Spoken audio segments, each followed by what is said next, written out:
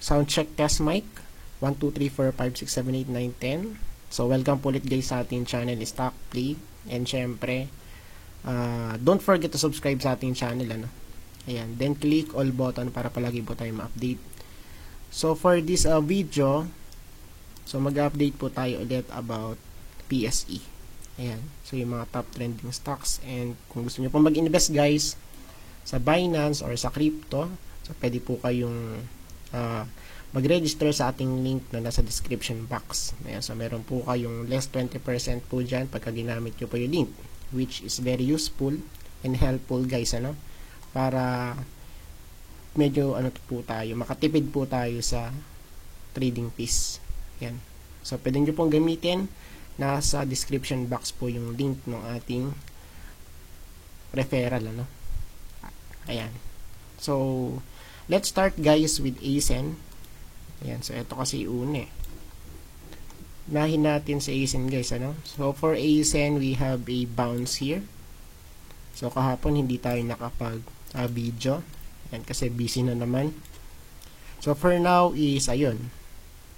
We have a nice bounce since then dito, sa part na to sa may support level natin, which is malapit po sa 7.65 pesos. Dito guys. So bukas possible po mag-rally tayo hanggang dito, sa 8.5 pesos kung siya ay hindi mare-reject sa part na to. Kasi kung papansinin po natin, resistance na to guys for ASEN, Ayan, So this level, so price level to, So price level serves as resistance. Ito 'yun. Ayan, sa may 8 point something, 8.1 to 8.15. So tignan natin kung siya ay makakapanik dito sa may second resistance natin kay ASEN, So far so good naman kasi siya po ay nag-bounce dun sa may cloud. Ayan. Kasi merong flatline. So palagi po natin sinasabi guys, pag may flatline tayo nakita kay cloud, so pwede po natin yung gamitin as support, or resistance guys. So pagka nasa baba, so syempre support yan. At pagka nasa taas, pwedeng resistance, Ayan. So katulad dito, so this one serves as support. Okay? So for now, ano pa naman siya? Okay pa naman to, sa ASEN. Then i-check po natin dito. So sa RSI niya guys, medyo nag-bounce. Okay? So medyo nag-bounce po, pero hindi pa rin siya visible as super bullish, Pero kung papansinin po natin is nag-close na po siya dito sa may taas ng cloud. Ayan. So yun nga lang, we need a confirmation, So dapat magpatuloy ito sa pagtaas dito. So at least hanggang dito guys, then possible mag-pullback, kung siya ay bullish. So breakout bukas, then pullback, then push. Okay, papataas. So tignan natin kung gano'n yung mangyayari, or yung first scenario natin dito kay ASEN. Okay. And kay MACD, kung papansinin po natin, so medyo nagko-converge na po si MACD line and signal line. Ayan, so medyo magandang pangitayan po yan, pero syempre hindi pa rin po yan guaranteed, na siya ay magko-crossover guys. Ayan, kay MACD. Tapos kay volume, so sa volume guys, tignan natin. So based dito sa volume, okay, so medyo sideways tayo dito, pero as of now medyo okay siya, So bakit? Kasi kung papansinin natin, we have here series of higher lows. Okay, sa part po na to. Ayan, so burahin natin ng konti, We have here series of higher lows. Okay, low, higher lows. Okay, ayan, So siya po ay gumagapang guys, yung demand, And as of now is medyo flat, pero still yung ating trajectory dito is papataas. Okay? Kaya siya, healthy po siya for now, So dapat siya ay mag-breakout dito para mas safe. Ito sa area na to guys, ano? Dito po sa part na to. Yan, so pagka nag-breakout dito, super bullish to sa ISIN, ano? Ayan. Next natin si PSEI. For PSEI, check natin ito. Ayan. So punta po tayo dito sa daily chart for PSEI. So for PSEI, still sideways kung papansinin po natin sa daily chart. So halos nagba-bounce lang siya, no? So ang support level natin dito is 6,400 level, which is malapit po dito sa part po na to. And kung papansinin nga natin, paulit-ulit po tayo, no? So dito po kasi si Cloud ay nag-serve as resistance. Dito kasi may flat line. Meron po dito ang flat line, guys. Ayan, oh. Diba? So for now, medyo siya ay pababa, ano? Series of lower highs, guys. Ayun, oh. So pababa po yung trend natin dito as of now, ano? Pero tignan pa rin natin. So far, kung papansinin po natin, still tayo po ay nasa baba ng 200-day moving average. So ito po si 200-day moving average. So yung ating candlestick is nasa baba. So meaning po niyan, still tayo po ay bearish, ano? For now. Ayan. So bearish pa rin. Then i-check po natin dito sa RSI. So sa RSI, nag-double bottom, guys, dito sa part na to. So W pattern. Okay. Then we have, okay, for now is wala pa tayong breakout dito. Okay, still lower highs, no? Since then, no, siya ay nag-overbought June 2021. Right here. Ayun, no? High, lower, high, lower, high. So, pababa, guys, eh. Okay? Ayan, so, wala pang breakout. Kung papansinin po natin yung trend, ano? Kasi pababa siya. Ayan, no? So, downtrend tayo for now. Then, kay MACD, check po natin, medyo okay, nakabaluktot pero hindi pa rin siya convincing kung papansinin po natin, ano? Ayan, kasi medyo malayo pa, eh. Ayan, tapos sa volume, so i-check natin si volume, still sideways, no? Ayan, so sideways pa rin tayo as of now, based po dito sa ating on-balance volume. Ayan, still sideways right here. Okay, ayan. So, medyo, ayan. Iburahin natin ang konti.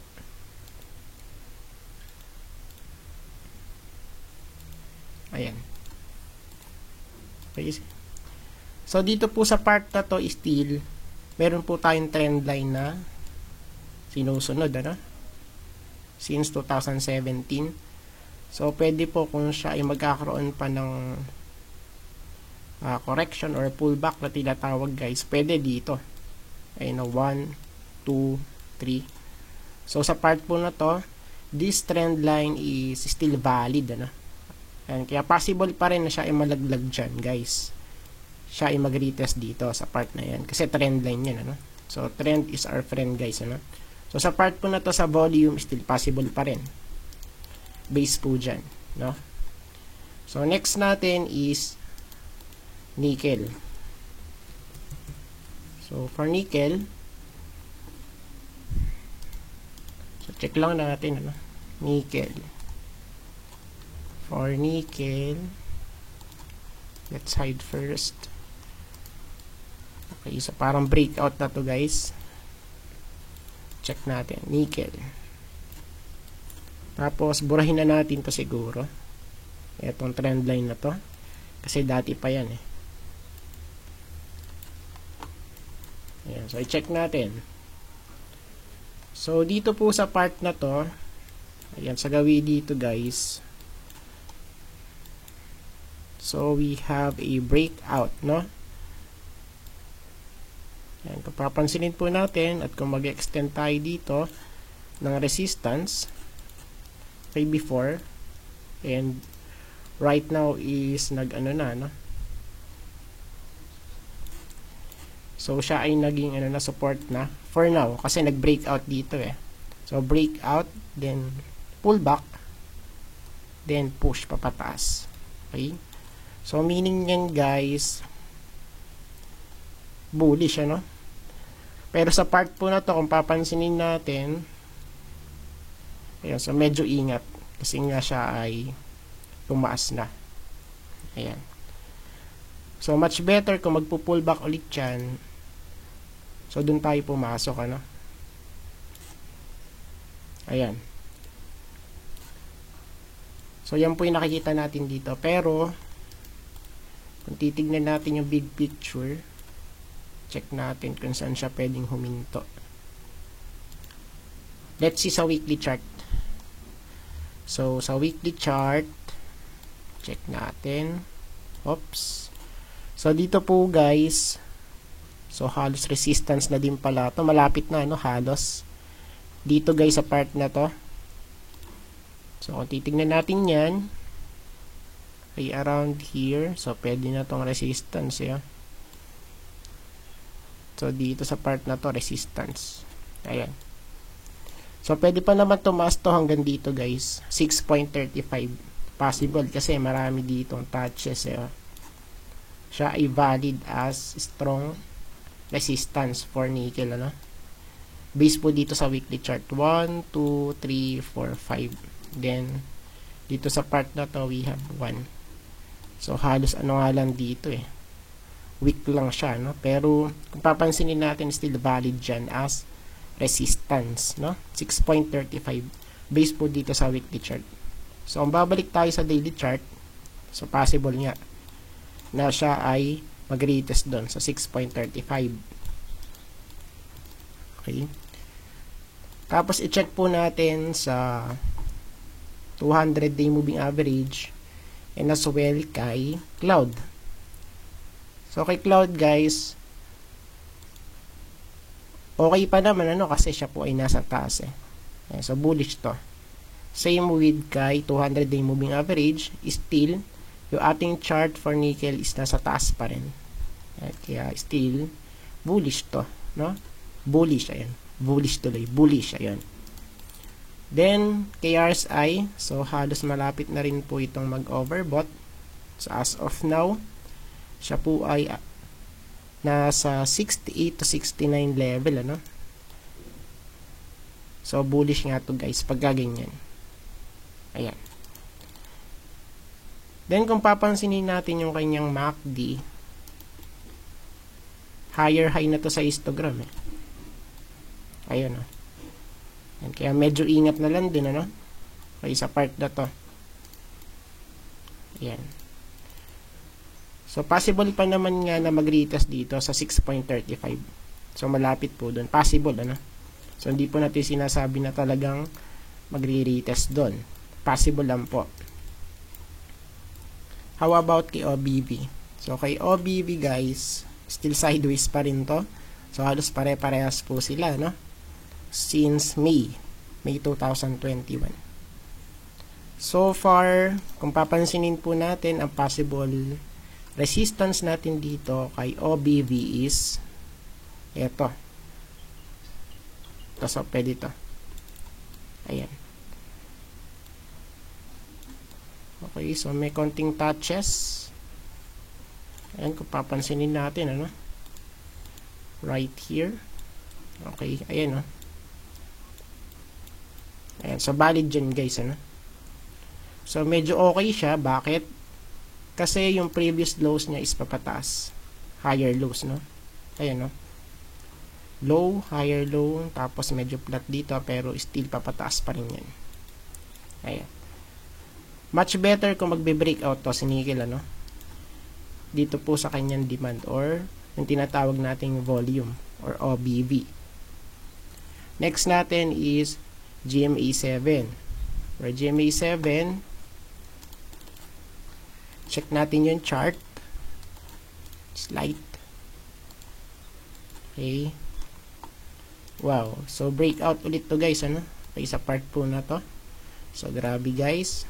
We have a nice pullback here. Okay. Pullback, then nag-hold po sa part na to, no? So support siya, no? So very evident naman. Support level, then push papataas. Okay, siguro ano to? Meron po itong catalyst kung bakit siya tumaas. Ayan. So di na po kasi ako updated sa sobrang busy. Ayan. So far, kung papansinin natin yung chart ni GMA7, so breakout to eh. Diba? So we have a nice breakout here. Pero kung papansinin natin, so saan po siya possible umistock? So syempre, ang titingnan natin is resistance. So kay GMA7, ang possible resistance niyan is dito. Dito, malapit po dito guys, ano, sa 13.25, or pwede pa natin kapalan ng konti. Ayan, so dito pwede. Ayan, 13.25. So pagka nag-breakout pa dyan guys, what's next? How about this one? Ito. So dito pwede. Okay, sa part po na to. Diyan sa mag-adjust tayo ng konti. Yan.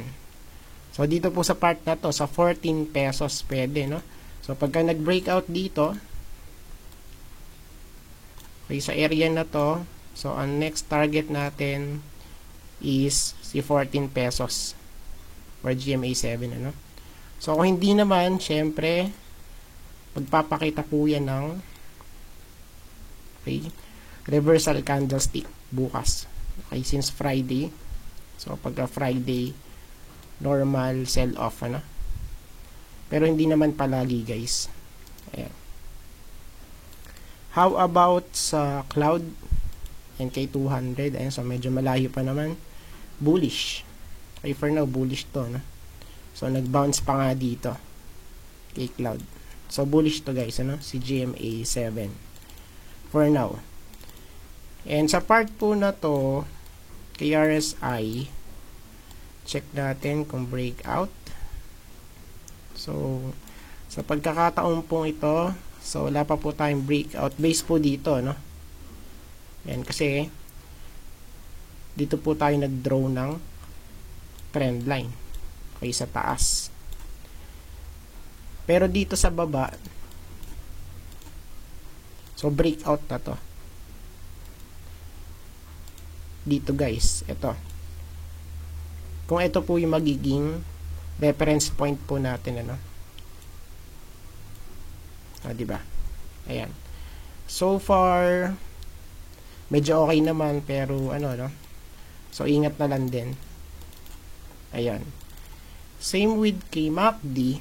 So, kay MACD naman, higher lows sa histogram. So, that's good. Tapos, kay MACD line is nagko-converge with signal line. Ito sa red line, ano. So, tignan natin kung siya ay magko-crossover next week. Ayan. Tapos sa volume, okay, so dapat supported siya ng volume, ano. Ayan. So, medyo nag-bounce naman, ano. Okay, sa part na to. Okay. So, medyo okay naman siya ngayon. Check natin to. Ayan, so medyo nag-bounce eh. Ayan, so may trend line yan. No? We have 1, 2, 3, tapos 4. Ayan. Nice one. And last, eto si dito. So, last po natin si dito, guys, no? For dito, okay, so kay dito, medyo magulo yung chart, pero, ayun, still holding on sa part po na to. Malapit po dito, guys, sa may 7 pesos. And kung papansinin nga natin, possible, ano to, divergence, pero as of now is wala pang improvement, ano, sa chart.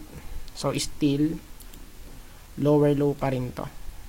low, tapos lower low sa part na to.